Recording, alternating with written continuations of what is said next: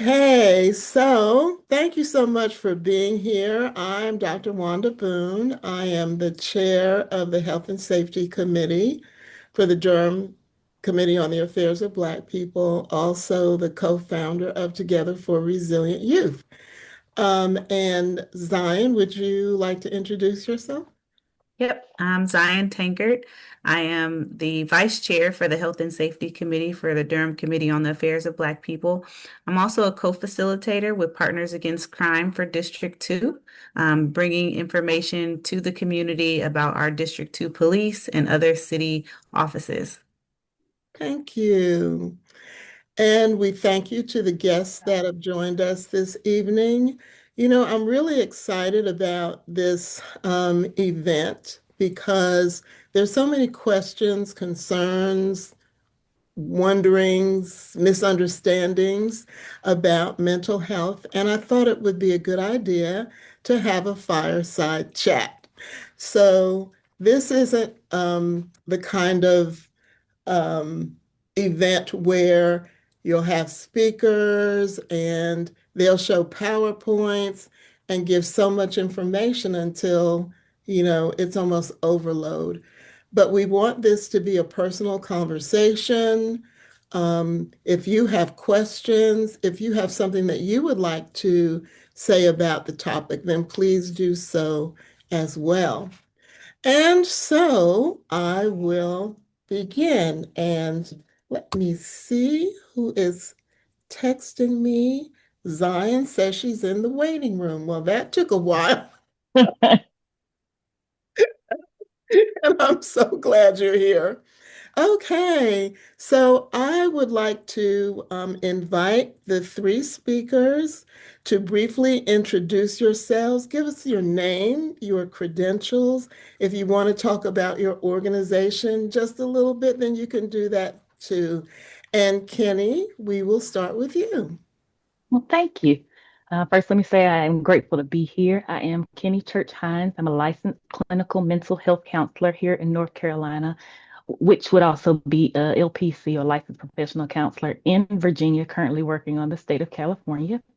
I am the owner, CEO of Church Boy Empowerment Company, which is a nonprofit that was built on with the use of Maslow's hierarchy of needs to help children build emotional skills, stability, and confidence while supporting families navigating the stress and trauma in life transition. Thank you very much. And Jude, let's hear from you. Hi, so my name is Judith Johnson Hostler, and I'm the owner of Journey to Hire Consultant Services.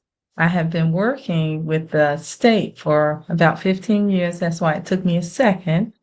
Tomorrow's my last day, and I've been working with them doing work around women's gender responsive care, connecting women to treatment. And I am a licensed clinical mental health counselor and also an LCAS. And yeah, and so the name of my organization is Journey to Higher Consultant Services, where I serve younger people from the age of 7 to adults. Thank you Yeah. very much. And Alexander, let's hear from you. And I'm Alexander Daye. Um, my credentials, I'm a licensed clinical social worker here in the state of North Carolina.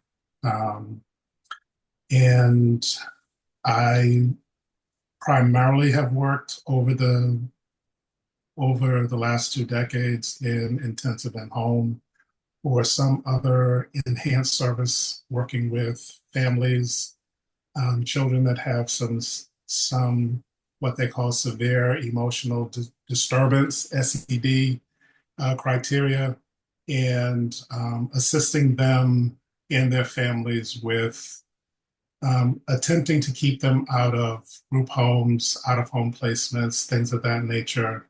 A large portion of them have some other attachment. Uh-oh, frozen. Is everybody frozen? Looks like everybody's frozen.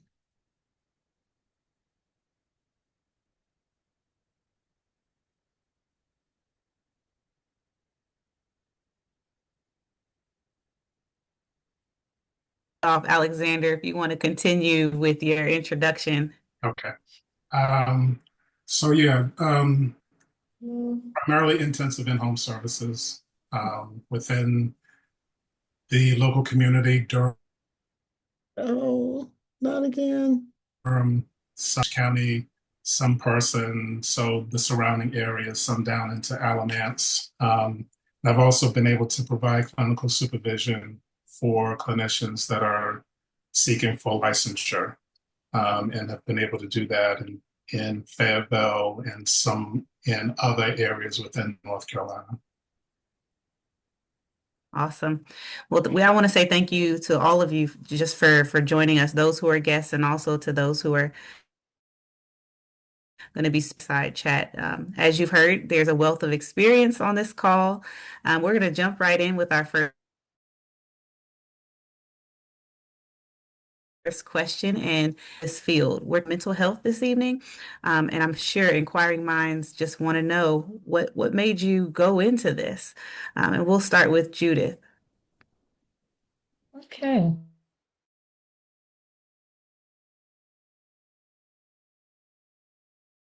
Started, had went to school, was majoring in biology and chemistry. I wanted to go to school to be a doctor, and came home from school working in the lab. I was working in a chemistry lab, and felt I had like a bump in the road, and felt like I couldn't go back to school to medical school. So I said, well, I'll become a nurse. And so I started nursing school and discovered during clinicals that I didn't want to be a nurse. And so I had already at that point started working with younger people, volunteering at a treatment facility for adolescents. And they hired me, and I was doing that work, while I was in nursing school, and decided that, well, maybe I'll go into counseling. So I originally I got a CADC, and just did that work for maybe, I would say maybe about 15 years before I went back to school and got my master's degree to go into counseling. And so I have seen, have had a lot of family issues, even my own personal issues that brought me into the fields. And I just love this work. And so what I found was that with a lot of questioning, am I supposed to be in this field? And no matter what, whatever type of screenings I did, I always say it is the one thing that if someone asks you the question, if you could do something for free, what would it be? And I would always say counseling. So that is why I came to the field. Awesome. Thank you. Keni, let's move to you. Why did you get into this field? Oh, you're on mute. My apologies. Mental health has just always been a part of my life. My mother was active in that while we were very young, had group homes, helping in the group homes. But one of the stories that I really like to share to connect with some of the clients that I have is um, there's a difference in wanting to do this because not everybody is supposed to do this and being called to do this. And I truly believe that I was called. I was here helping my mom. There was a family who used to stay with us, and um, the issue came up of suicide. And at this time, I'm 14 years old, and I just stepped into action. I am like, I don't want you to stay here and do all of these things. Just give me 1 second. I'm gonna go upstairs. I'm gonna tell my mom where I am, but I want to sit by you so that you don't die alone. And she was adult actively in suicide. So I went upstairs, and at that time, I talked really fast. So please, if I start talking fast, let me know to slow down. Talked really fast. I gave my mom the scenario, went down stairs, called 911 before going downstairs, and just sat with her until she got help. At that time, she had 4 or 5 children, four that were with us, and she left me 4 kids at 14 years old. Um, of course, my mom stepped in and was just like, no, let me make sure they have those certain arrangements. But hearing the things that they had to go through, hearing the adult being in a position where she was vulnerable and able to trust me, I then wanted to know, how does this happen? What happens over the course of time where you were just fine yesterday and then today, what makes a person's mind think in a matter of wanting to end it all? And how do you help these children? So I just started being more aware of those issues, educating myself, and ultimately ended up with the license. Awesome. Thank you. And you all are sharing some of your personal story, and I greatly appreciate that. I'm sure it resonates with people who are listening in. Alexander, what made you get into this field? I got into this, I stumbled into social work. My intent was to go into psychology. And I came out of the inner city in Boston and was part of a group of folks, community, if you will, that had a strong focus on community and giving back to the community. And so over the years, getting an understanding of how networking and the importance of linking and having strong ties and relationships that can support you. And you then, in turn, keep that going for others. And so it was an example that was given to me. And so as I grew up and moved into adulthood, I've had multiple jobs where I found myself being in a position to assist young people. And so that has been the focus, the majority of my working life is being available and supporting. Um, and that's so I got to a point where I had to decide what was going to be my major. And I was looking around at psychology and recognized that it takes so many years to get into a position to actually assist. And so I saw that social work was a quicker way to get there and still be able to do therapy. And so that's the reason why I went into social work, to get the full licensure and then do therapy, and with a focus on families. Yeah. Awesome. And thank you for sharing that. We want to get into some details about how people are experiencing COVID and what you all are seeing about mental health when it comes to women, children, and men. And so the question is, do you think that COVID still has an impact on these different categories of people? And if so, what are you seeing? This time I'm going to start with Kenny. Oh, thank you. That is a really good question, a question that I get often. Um, I'm going to say yes, because COVID didn't just pause school, it paused development. And you see that a lot where people are starting, well, the children are having difficulty reading social cues, even being able to identify with social cues or tones and facial expressions, body language. They have an increased conflict and withdrawal from peers. They are unable to have interpersonal relationships with peers and adults. Emotional regulation have they have become bigger reactions to stress, like you're having more meltdowns, more shutdowns, increased anxiety, sadness, a lot of irritability, an inability to sit in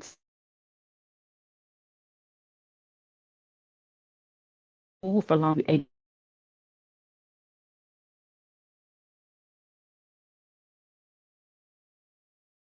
that has stemmed from some family members dying, financial pressures that end up in a children's information or knowledge base, which causes additional stress for them, their changes in routines, and just higher stress altogether.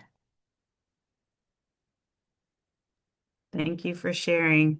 That was how COVID-19 is still impacting children. Judith, would you share with us how you're seeing it impact women? I would say that it still has, and I would say even not just with the clients that I work with, but even in the workplace, I'd seen like a disconnect with people that at one point that you may have been close with, that there's just a distance that's very obvious. I the one good way that I would say that it has helped is with opening up more counseling resources to people. So I've seen more clients in counseling as opposed to when I was in person. So the stress that the women went through, like with work, and some have decided to, work in other ways, like maybe things like virtual, being able to maybe drive Uber and things like that. So where they may have had a different type of job that caused some type of restraints on their life, that having that time frame where we had more ability to not be in the office has made a difference even in the workplace where people are choosing not to. And when they've come back to the workplace, that they may stay for a short period of time and choosing to have more of their time back to themselves. So I would say that there was a lot of tension and that it's still very present. Feeling of being overwhelmed, some seeing a lot of increase in anxiety from the women and the impact of having their children at home with them during that time frame. Thank you for sharing. Alexander, you next. We would love to hear how COVID-19, how you're seeing it impact men. And I know that you have a background also with family. So if you want to share both of those perspectives, that would be great. Okay. I would say for men, there's been, I would say, increased isolation, if you will. The When you're no longer able to socialize in the way that you prefer or what has brought meaning to you, and those things are shut down, then the expectation is that you're going to live life in a different way. And I would say that, and it's not just men, but I think we're all creatures of habit. We create these structures that bring meaning to our lives. And during COVID, a lot of those went away, or they were paused, but they were paused in such a way where there was no, you had to learn how to create it in a different way. And not everyone was able to do that. And so with all of the accommodations that were put in place during COVID, including, everything, a lot of things being virtual now, you're then in this situation where, yes, I'm like, for instance, I'm connecting with the people that are here on the screen, but am I really? You know what I mean? After we have this, will I say that I know you any better than I did before I got on the screen? So for men who it may already be difficult for them to connect with people because the word on men is that they're less verbal, less communicative in the way that most people expect people to be communicative. When you pause and take away the normal way of doing things and you insert this new thing, it can sometimes be difficult for them to pick up something new and to make it part of their the daily way that they go about doing things. As far as therapy for men, therapy requires quite a bit of trust and vulnerability. And the word is on men that just doesn't come natural to them to trust and to be vulnerable. And so during this period of time when a man may have been going to see a clinician or somebody that was important to them that they could sit down with in person and talk to, now you've got to do this differently. And making that kind of a transition may or may not have come easy to some men. And so, and there's an increased responsibility when you take away school, you take away all of the things that were normally in place to keep people busy. once you remove all of those things, then you're isolated. And for us, if I recall correctly, it was somewhere around 2 years feeling of isolation. And so for about 2 years, you're you're forced to be with the people that are in your space. And that can be very, very challenging when you used to have options and outlets, and you may not have those options and outlets that you used to have in place. And I think it still continues to be an issue because although they have taken away some of the accommodations that were in place for COVID, the responsibilities and the expectations on men have not changed. Okay. I'm going to turn it over to Dr. Boone, who has some statistics that she was going to share with us. Yes, I'm going to do that. So, I'm really grateful for the conversation that we just finished about children and women and men, um, because of course we interact with each other on a regular basis. And so it's it's interesting to see how much we are really alike and what we really need. And so the other part of it is that many of us humans are walking around with trauma and maybe not recognizing it, certainly not talking about it. But the Durham County Health Department publishes a community health assessment every 2 years. And we, as a coalition, take that information and turn it into action. So what can we do to assist children, women, men, families in terms of what the data reveals? And to me, it seems like going through those steps makes sense because we're all in this together, even though we have differences in terms of where we live, how much money we have or don't have, um, and those 4 levels of ACEs that I talk about but won't talk about tonight. Um, the data really shows us that we as a collective in Durham have a lot of hurt. That's the only way I can describe it. What the foundation of that hurt is, of course, is different. But, for example, let's see. And this is from the community health assessment that you can find at healthydurham.org. And then just look where the statistics are. So 17% of residents report poor mental health for 8 or more days during the month.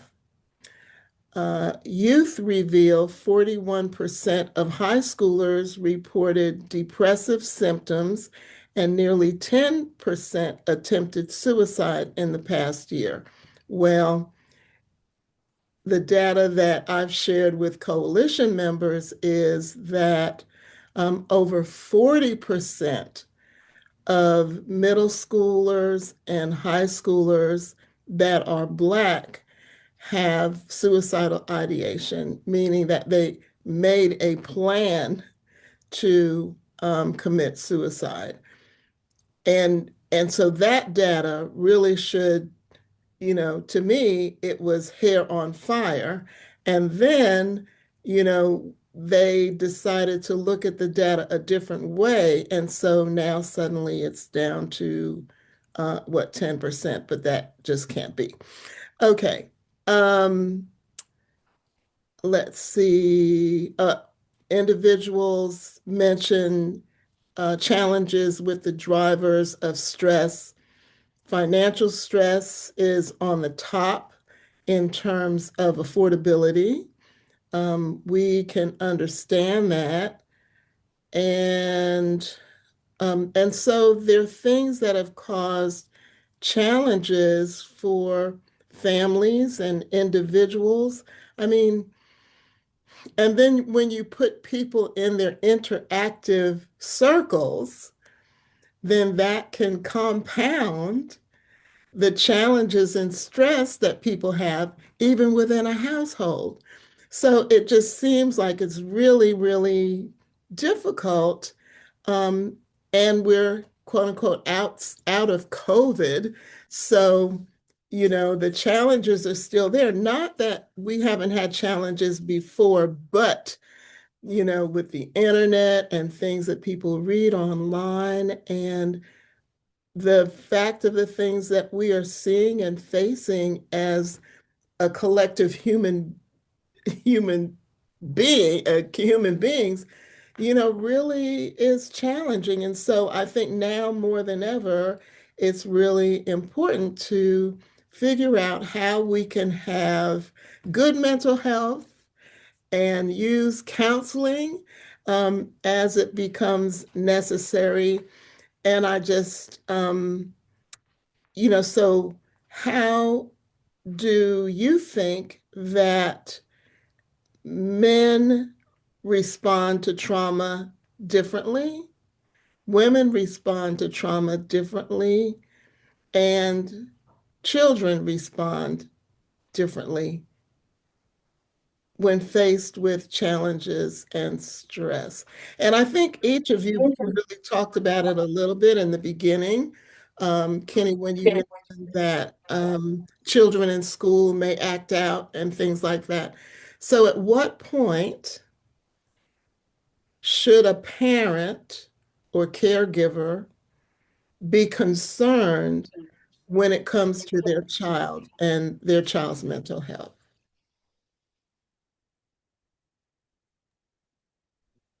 Wonderful question.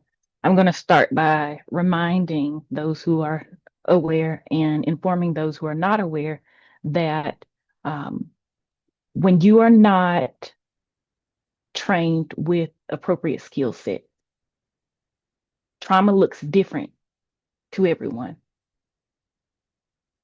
And a person's response, not just children, a person's response, because how the brain works with trauma, it will be the age prior to the onset of trauma. So I'm going to use children, and let's say we have a high schooler and they're going through things. Speaking with the trauma of COVID specifically, or any trauma that they dealt with during the COVID era that we're still going through, if they had never seen any trauma before the 12th grade, 16, 17, and they're going back to the prior to the onset of trauma, which would be 2020, they're in the sixth grade mindset. And in the sixth grade, you don't have a lot of identifiers. You aren't able to articulate. So children often show trauma through behavior and not words. Yes, you do see a lot of externalizing like anger, aggression, defiance. And I do want to remind people that at that age, they have three feelings: happy, mad, sad. That is it. They shut down. They will be isolating, sadness that they can't articulate, quietness, avoiding. A lot of children, even today, I see and complain about somatic symptoms that talk about their head hurts or their stomach hurts, or they just don't feel good again and cannot communicate with you all or us as parents and adults that they trust what really is going on. They regress. And that's the part that they're going back to the onset. So you will see adults and children where we have this understanding that they should not act this way, that are very clingy, that they're having difficulty sleeping, and that I don't care attitude going along with it. A lot of times you will see the control seeking behaviors because what they're trying to do is, I don't like this feeling. I don't like feeling this way, and I want to control what I can.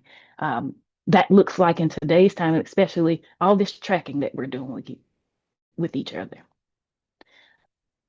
Breaking down about somebody turning off their location or perfectionism. And those are the things that I've seen. Thank you very much. And so the other two scenarios that I'm going to bring up have to do with dealing with the death of a loved one or loved ones. And I'm going to ask that of Jude and women. And then, just in preparation, Alexander, what about the male's response to violence?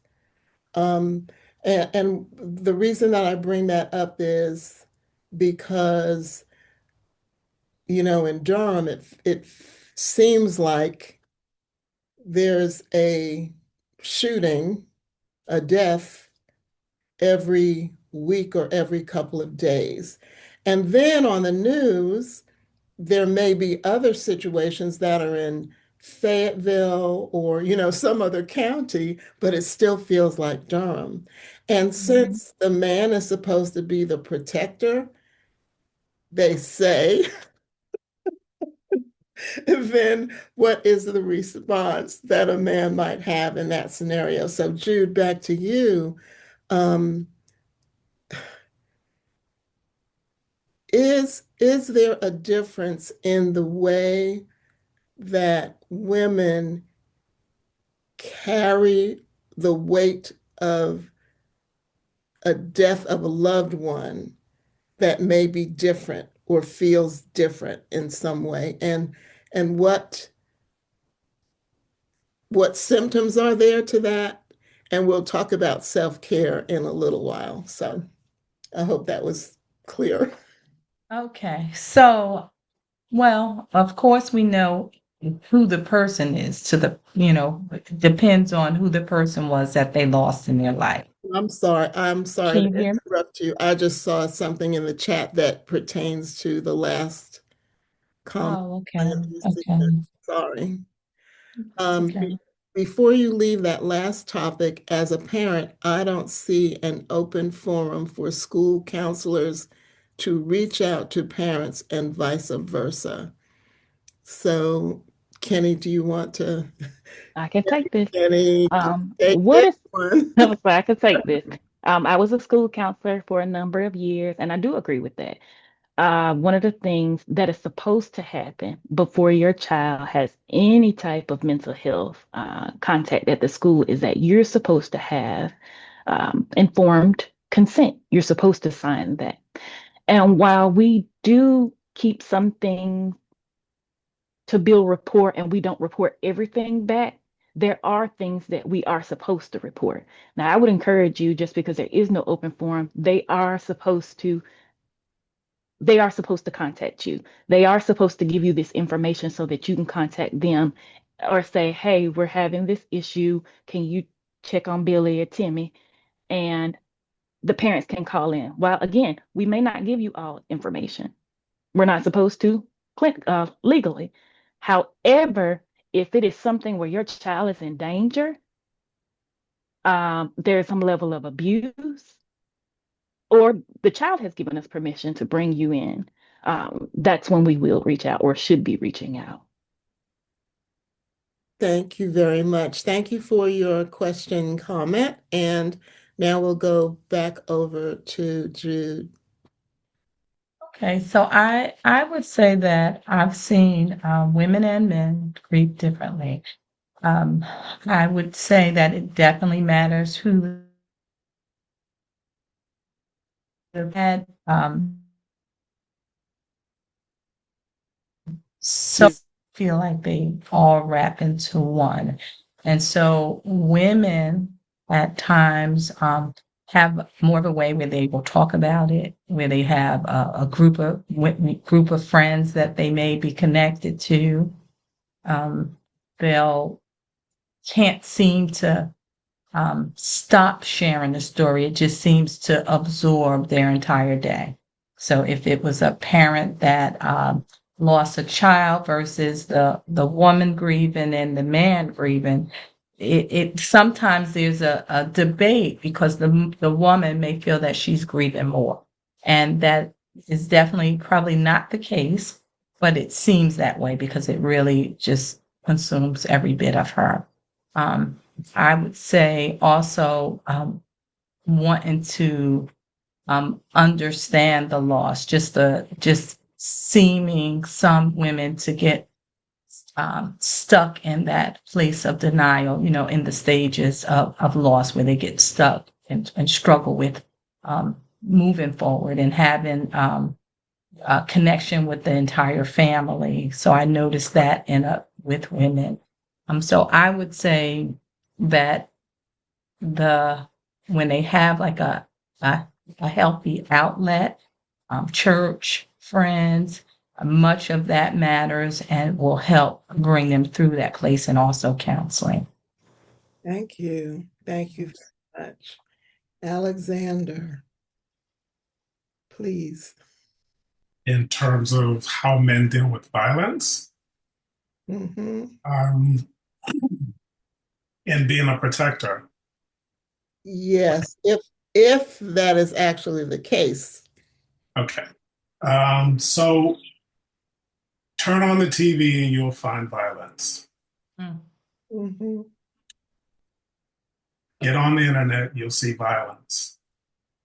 Engage in gameplay, you'll see violence. Mhm. Violence is all around us, and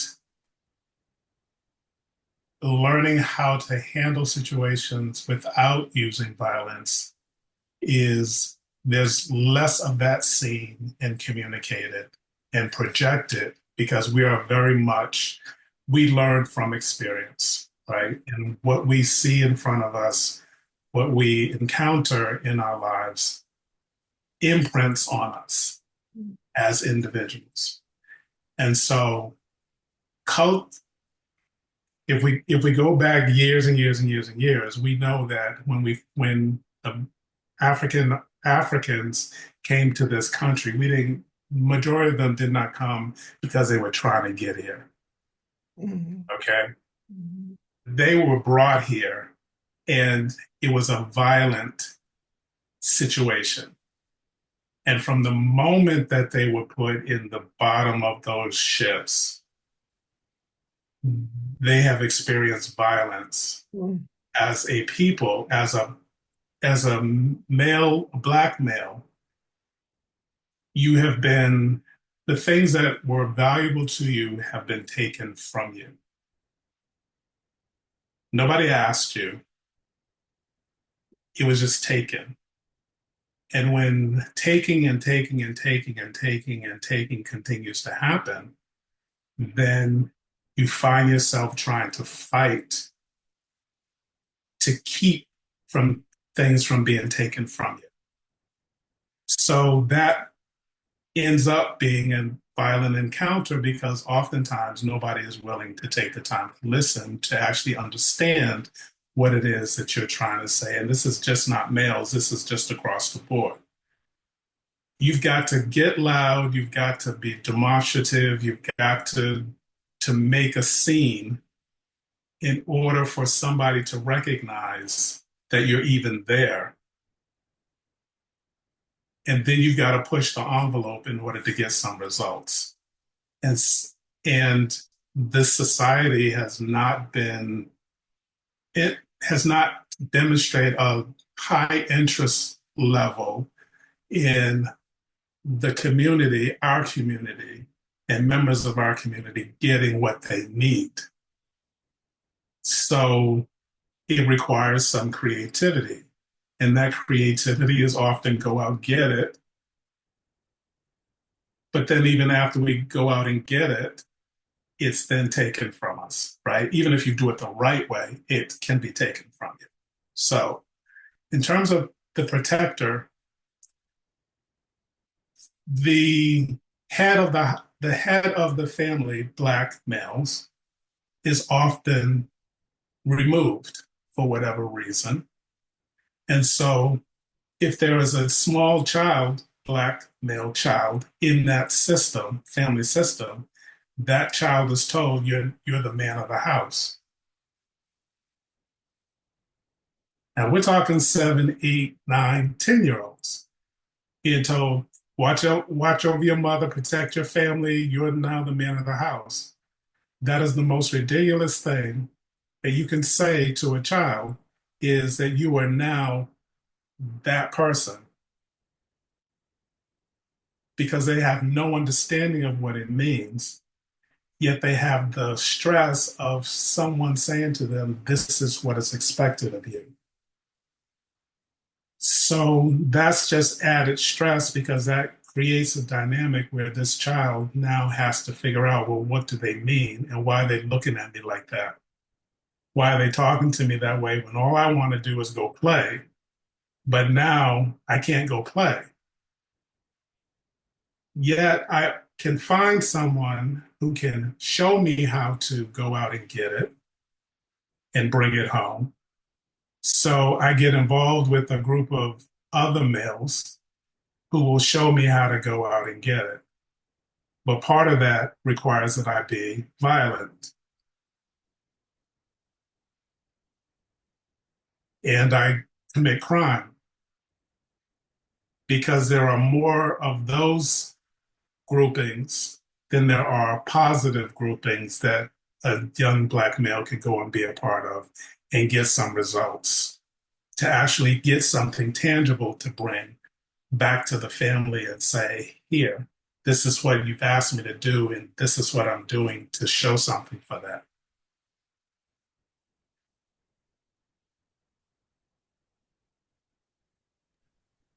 All right, I can go. What are some, all of you have background with therapy and counseling. What are some benefits of counseling and therapy that you would like to share today for those who are listening, those who might watch the recording later? What are some of the benefits that people maybe even don't even realize that would be helpful to them? Judith, we'll start with you. So I would say in African American community that very often we were told that if you sought counseling that, something was wrong with you, you were crazy. So of course we know that that's not the truth. It just means that you're human.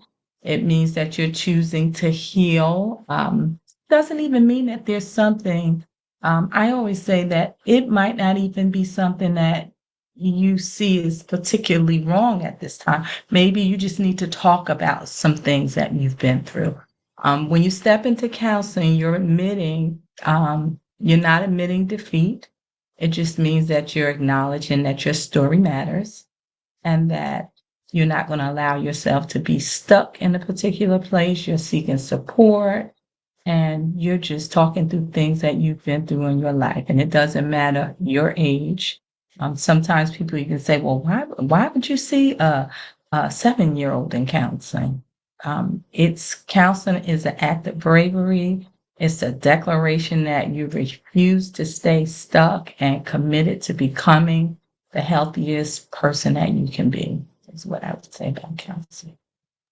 All right. Kenny? With children, the first thing that I like to tell them is therapy is not a punishment.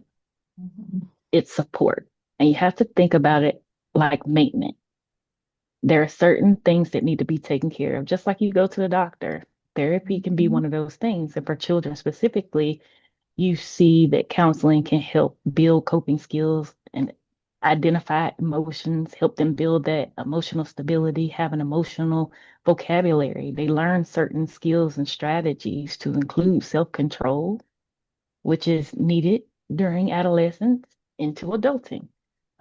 It helps with improving communication skills, and it supports them for the future. Thank you. Alexander?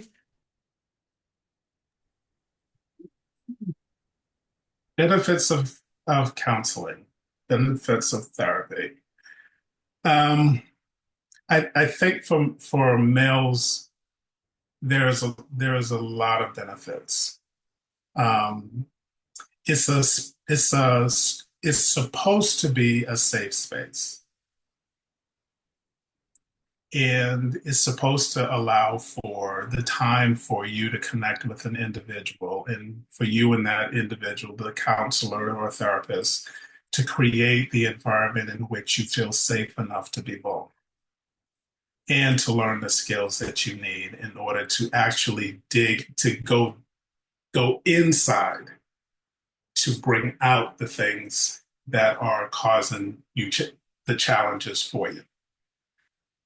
I think the system is not always set up for that to take place. When the system has time limits, when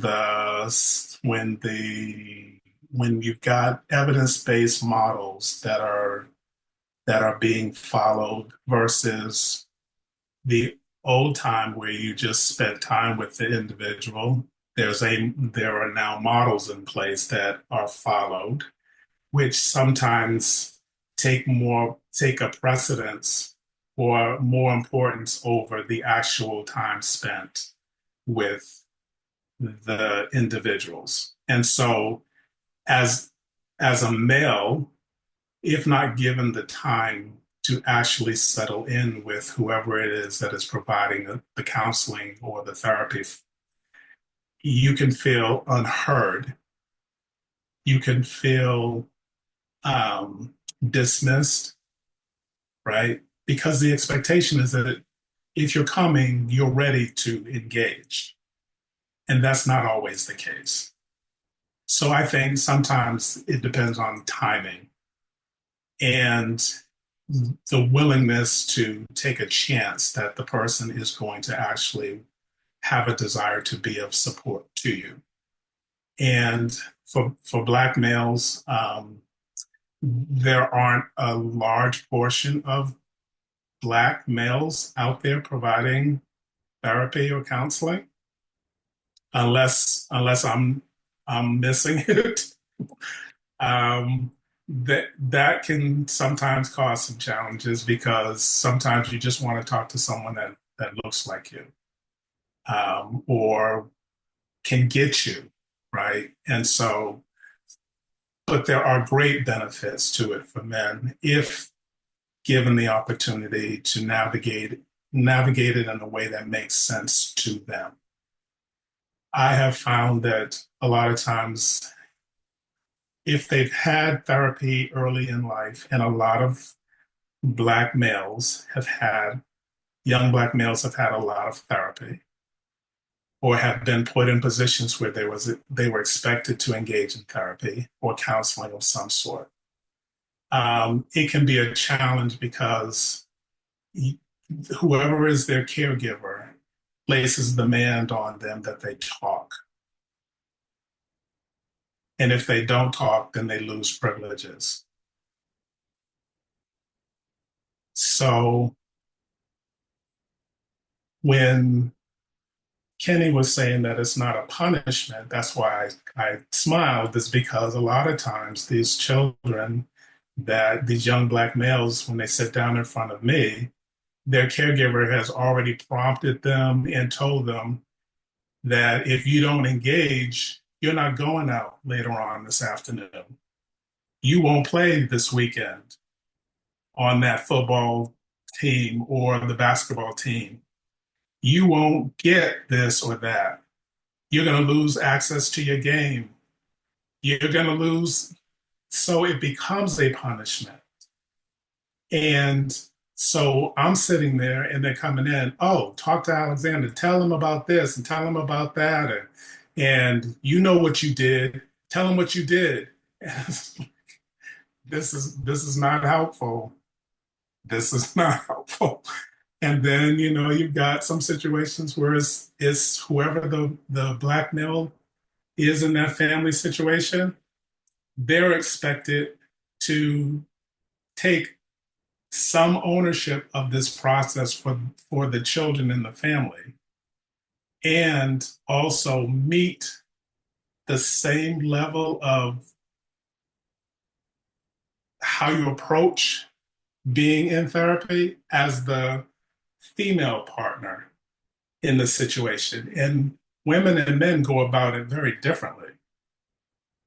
And so it can be a challenge to engage in a way that is meaningful to the individual, and all therapy has to be individualized.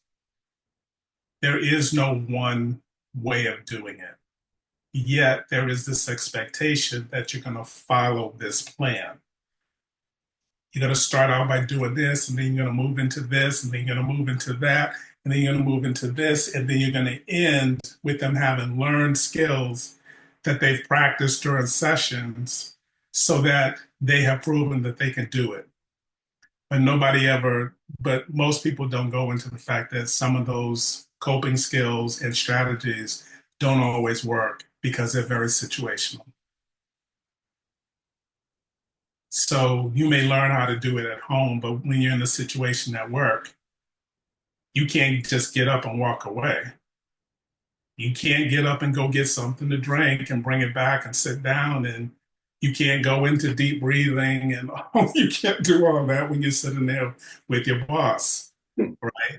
Who is detailing all of the things that you haven't done in the way that you were supposed to do it because that's what is expected. Mhm. So there are a lot of benefits to having somebody available to you. It just has to be the right somebody. Yeah. Thank you so much. So, we are winding down in terms of our time together. And so, the next question before we open it up for questions and comments from our audience is what do you do for self-care? And I'm going to start with Jude. So self-care to me is so important when it comes to counseling because, and just anything, because I've been doing this work a long time and I've seen a lot of people burn out, just want to do something complete. I worked with a young lady, she wanted to become a dog sitter after she spent years of counseling.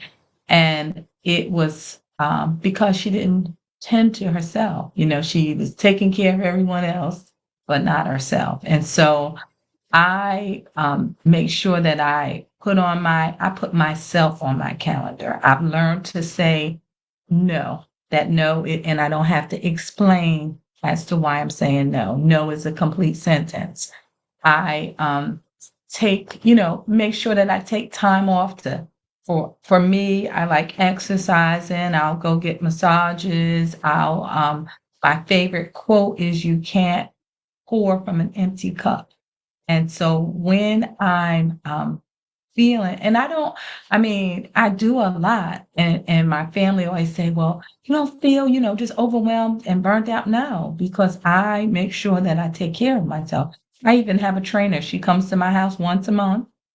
And then I try my best to follow the things that she gave me for the month. So I think that one of that we do a disservice to our clients when we don't take care of ourselves, when we're pushing and pushing and pushing. And we know this work can get really busy. It's very heavy. We could be traumatized from just the stories that we hear if we don't take care of ourselves. And so when we don't, we hurt our clients in that way. So I think that it is, and that therapists should even seek therapy themselves to talk through some of the things that they've been through. And it doesn't mean that you have to go all the time, but I think that all of that is important. Thank you. You're welcome. Alexander, what do you do for self-care? I don't. Uh-oh. No. Um, it's hard. It's hard to carve out time. I have made it difficult to carve out time because of the way that I set up how I did what I did over the years. Time I bought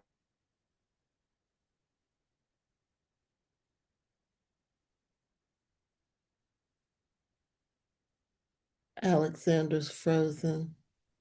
No, he's not. He's Okay. not, Dr. Boone. I think you might be frozen, Dr. Boone, Oh, but me? I'll Yeah, stand, he's I'll not. stand in whenever that happens. Alexander, you can continue. You always trying to interrupt me, Dr. Bo. Um, you got you okay. So so I as a clinical supervisor have the opportunity to talk to the new batch of clinicians that are coming up trying to get their full licensure to talk to them about self-care. And I can use myself as a cautionary tale. But in terms of things that I do my very best to eat the best that I can, to fill in nutritional gaps, supplementing things of that nature. I try to stay away from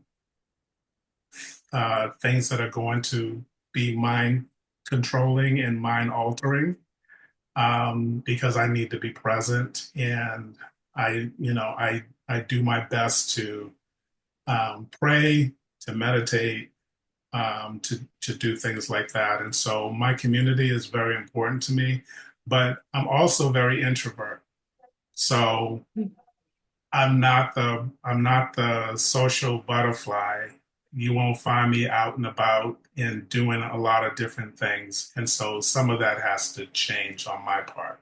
It's very, very easy for me to be in the house, to go to my appointments, come back home and not see anybody or talk to anybody all week. So it's things that I myself, knowing that I'm quite the introvert, I have to force myself to get out and do some things. And music is another thing for me. So we'll make sure that we find ways to help and support you toward your self-care goals. Kenny, go ahead. Some of my favorite things to do, for those who are very aware of me, I am the boundary queen. My no is no, and I don't care how you come with anything to try to sway me. Didn't I tell you no? That's all I have for you. Another thing that I started to incorporate maybe about 4 or 5 years ago is at the end of a quarter, I will do a staycation, vacation, put the kids out of the house, something where I have a complete 3 days by myself where I'm just cutting off everything and taking that time not only to relax, get away from everybody, but replan or refocus on things that I need to that didn't go so well, just self-reflect, making sure I have a cutoff time. Alexander, have a cutoff time. If I tell my kids they need to be in the bed at 9 o'clock, I don't care what you're doing up there. You better be quiet and at the very least pretending you sleep. Because at 9 o'clock, from 9 to 10, that's my time. And I need that. And earlier, as an early mom, I was just like, no, I need to go check on the kids. I was always up doing something.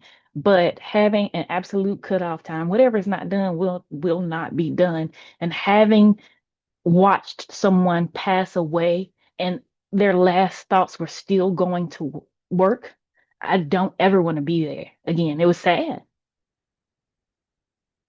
That job can replace you. And always remember, stress weighs on your body the same way, whether it's good stress or bad stress. You are helping in your life if you're not doing what you're supposed to. Self-care is important. Okay, check. Okay, thank you so much for your transparency and everything that you have said during this brief time. It's been so rich and so full. I mean, I think there's so many people who will get so much out of this conversation, and I know I'm going to listen to it over and over and over again myself. So, for the folks that are here, if you would like to say something, if you have comments, if you have suggestions about what you do for self-care, then please feel free to unmute and let's hear from you. And while you are preparing for that, there is a request that you all put your names and your practices in the chat. So if you could do that while people are preparing their questions, that would be great.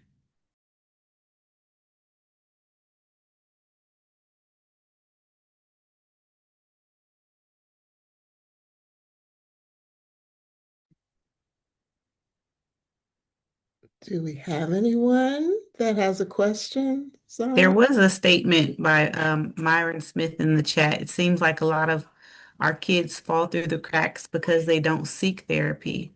Can we assume that all kids need it until we find otherwise?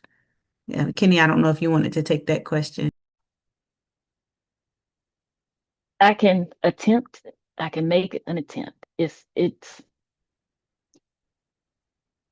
children cannot seek out what they don't know. And again, as it was identified, we still have a lot of people in our culture that believe if you seek therapy, then something's wrong with you. Although they are becoming a lot more aware, it still is the parent that ultimately has to sign them up. So while, yes, they all may need it, um, the problem then is put on the parent.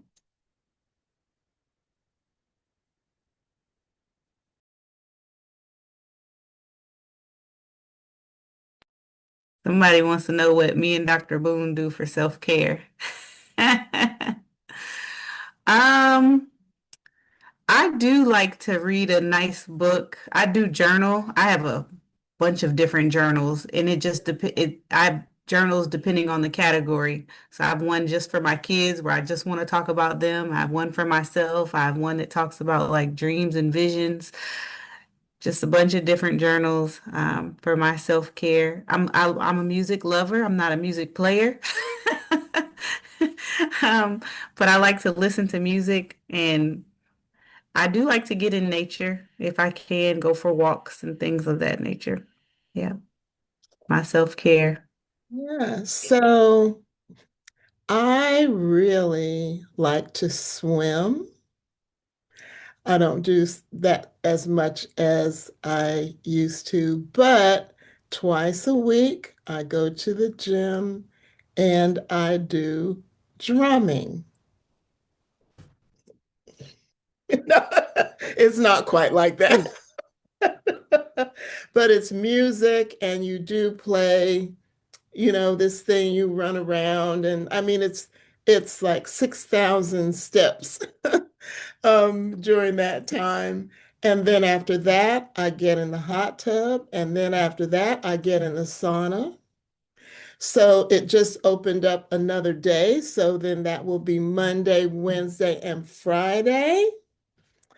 And I have just started to get my nails done, which I didn't do before because I won't go any further than that. So that's what I do for self-care. Okay. So, all right. So, we'll bring it on home. Does anyone have any last thoughts, speakers, or anyone else that you would like to share before we close tonight? Oh, anyone? All right. Well, I just want to say thank you so much again. You will receive a copy of this session this evening. And thank you, thank you, thank you, thank you, thank you so much for your comments and presentations tonight. You've been wonderful.